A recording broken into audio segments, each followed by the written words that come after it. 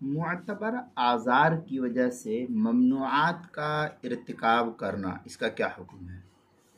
چنانچہ اگر کوئی شخص کسی معتبر عذر کی وجہ سے یہ افعال کا ارتکاب کرتا ہے حدود حرم میں یا احرام کی حالت میں، تو اس پر دم کا ادا کرنا واجب اور ضروری ہو جاتا ہے۔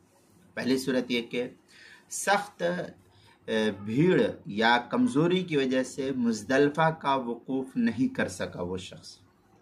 دوسری صورت یہ کہ حیض یا نفاس یا قید یا مرض کی وجہ سے طواف زیارت کو ایام نحر یعنی 10، 11، 12 ذی الحجہ سے مؤخر کرنا پڑے، اب اس کے بعد کبھی بھی کیا اس نے۔ تیسری صورت یہ کہ حیض یا نفاس کی وجہ سے طواف صدر، جس کو طواف وداع وغیرہ بھی کہا جاتا ہے، اس کو چھوڑ دیا گیا۔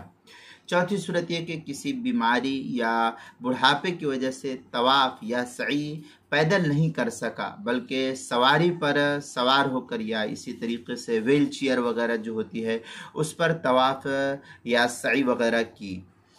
نمبر 5، سرے سے سعی کرنا ہی اس نے وہ شخص جو ہے وہ بھول گیا ہے۔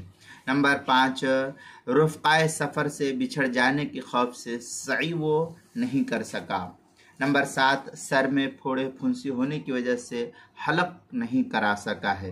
تو ان تمام صورتوں میں جو ہے فقہا نے کہا کہ اس پر جو ہے دم واجب نہیں ہوتا ہے۔ اس صورت میں یہ افعال کا اگر ارتکاب کیا، یعنی معتبر کسی عذر کی وجہ سے یہ افعال کیا جو میں نے ابھی آپ کے سامنے افعال بتلائے، ان افعال کا ارتکاب کرے تو ایسے شخص پر دم واجب نہیں ہوتا ہے۔